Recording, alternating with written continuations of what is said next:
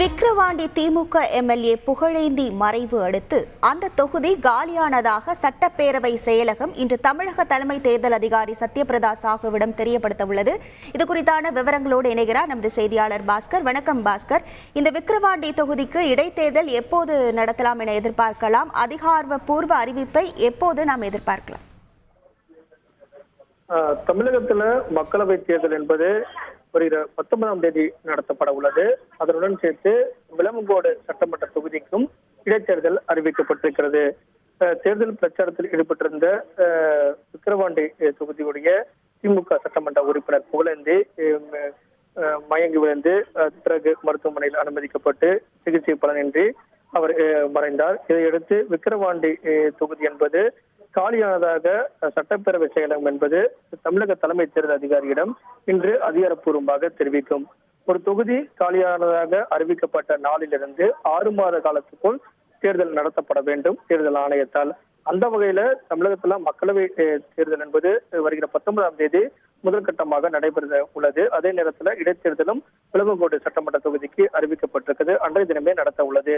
ஆனால் மக்களவை தொகுதியுடைய தேர்தல் என்பது மக்களவை தேர்தல் நடைபெறக்கூடிய நிலையில முதல் கட்டமாகவே தமிழகத்தில் இருக்கக்கூடிய தொகுதிகளுக்கு தேர்தல் என்பது நடத்தப்பட உள்ளது.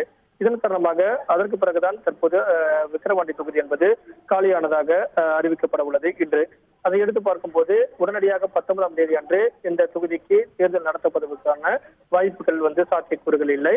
இதன் காரணமாக 7 கட்டமாக மக்களவை தேர்தல் என்பது இந்தியா முழுவதும் நடைபெற உள்ளது. அந்த வகையில 7ஆம் கட்ட தேர்தல் நடைபெற நாள் அன்று இடைத்தேர்தல் என்பது விக்கிரவாண்டி தொகுதிக்கு நடத்தப்படுவதற்குண்டான வாய்ப்புகள் இருக்கிறது.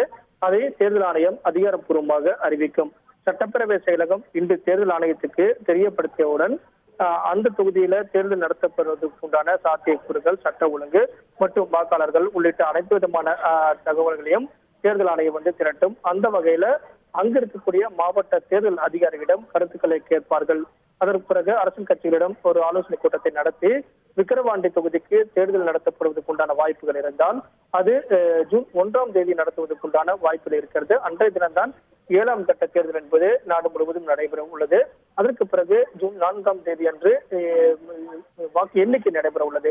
இதன் காரணமாக ஜூன் 1ஆம் தேதி 7ஆம் கட்டம் நடைபெறக்கூடிய அந்த நாளில் விக்கிரவாண்டி தொகுதிக்கு இடைத்தேர்தல் நடத்துவதற்குண்டான வாய்ப்பை தேர்தல் ஆணையம் ஆலோசனை நடத்தி அதன் அடிப்படையில் அதிகாரப்பூர்வமான அறிவிப்பை வெளியிடும். அந்த வகையில தான் தேர்தல் தேதி என்பது தெரிய வரும். அந்த வகையில பார்க்கும்போது இன்று தேர்தல் ஆணையத்துக்கு விக்கிரவாண்டி தொகுதி காலியானதாக அதிகாரப்பூர்வமாக அறிவிக்க உள்ளது.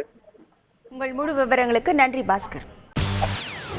செய்திகளை உடனுக்குடன் தெரிந்து கொள்ள உடனே சப்ஸ்கிரைப் பண்ணுங்க.